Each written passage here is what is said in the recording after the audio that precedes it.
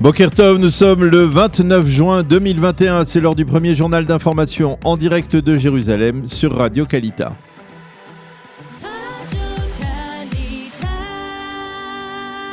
Et oui, direction nos studios à Jérusalem et nous retrouvons Daniel Haïk. Bonjour Daniel, et nous commençons ce journal par la rencontre donc entre les présidents israéliens et américains Reuven Rivlin et Joe Biden. Oui, bonjour Boker Tov, Ilana, une rencontre à l'invitation, je vous le rappelle, du président Biden qui souhaitait ainsi honorer Reuven Rivlin peu avant la fin du mandat de ce dernier. Une rencontre qui semble avoir été plus importante qu'elle n'y paraissait de prime abord. Elle s'est prolongée bien au-delà des 60 minutes qui lui avaient été attribuées par les services de la Maison-Blanche. Au cours de cet entretien, le président Biden s'est montré très ferme au sujet du dossier iranien.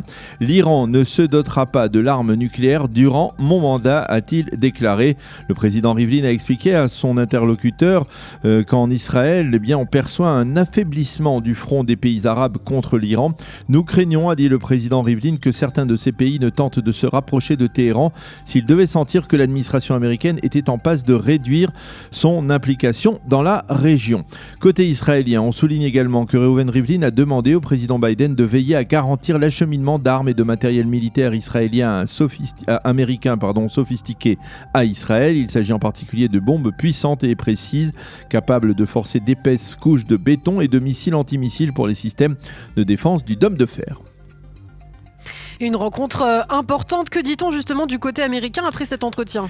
Dans l'entourage de Joe Biden, on a publié à l'issue de la rencontre un communiqué officiel dans lequel on affirme également que le président américain a soulevé le dossier palestinien et la mise en application du fameux principe de 2 États pour 2 peuples. Le communiqué mentionne que le président Biden a estimé qu'Israël devait faire des gestes en direction des Palestiniens pour garantir une forme de stabilité dans la région. À noter que le président Biden a invité à Washington le Premier ministre Naftali Bennett et que cette rencontre devrait intervenir dans les prochaines semaines. Dans la série des rencontres diplomatiques importantes, Yair Lapid sera aujourd'hui à Abu Dhabi. Une rencontre historique puisque c'est la première fois depuis la signature des accords d'Abraham qu'un ministre israélien effectue sur place une visite officielle. Je vous rappelle que celle de Benjamin Netanyahu avait été repoussée à plusieurs reprises au cours des derniers mois, les Émirats refusant de s'immiscer dans la campagne électorale israélienne. Yair Lapid sera reçu aujourd'hui par son homologue émirati Abdallah Ben Zayed et il inaugurera la nouvelle ambassade d'Israël dans les Émirats avant de signer avec Ibn Zayed des accords de coopération commerciaux entre les 2 pays. Yair Lapid se rendra demain à Dubaï où il inaugurera cette fois le consulat général d'Israël et il visitera également le stand israélien au salon international Expo, un salon qui ouvrira ses portes à l'automne prochain à Dubaï.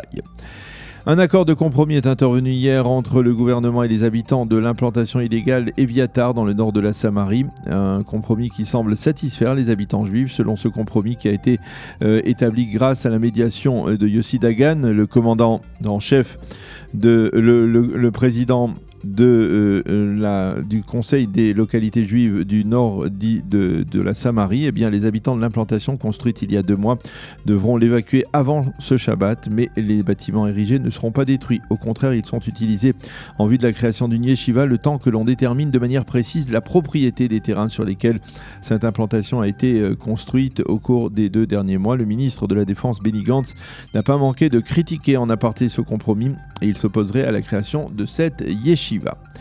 Un mot enfin sur les vaccins. Il s'avère que l'État d'Israël dispose en réserve de quelques 800 000 doses de vaccins Pfizer. Que va-t-il en faire ? Il s'agit, il faut le souligner, de vaccins qui ont été achetés au plus fort de la campagne de vaccination, mais qui n'ont plus d'utilité immédiate, même si l'on tient compte du fait qu'il y a encore au moins 100 000 adultes qui n'ont pas été vaccinés. La date de limite de validité de ces vaccins approche et côté israélien, on souhaite les acheminer vers d'autres pays, sinon ces vaccins risquent d'être périmés. À propos de la propagation du virus du variant Delta, la localité de Kochaviaïr dans le centre du pays est devenue rouge hier avec 67 malades positifs et près de 300 personnes en isolement. En marge, le coordinateur national de lutte contre le coronavirus, le professeur Nachman H, sera le prochain directeur général du ministère de la Santé.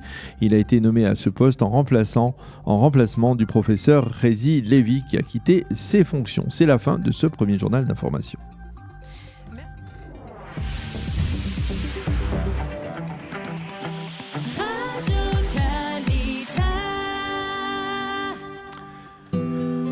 Une rapide page météo, temps toujours très chaud sur l'ensemble du territoire, sec à l'intérieur du pays, humide sur le littoral. Il fera aujourd'hui 32 degrés à Jérusalem, 30 à Tel Aviv et 41 degrés à Eilat.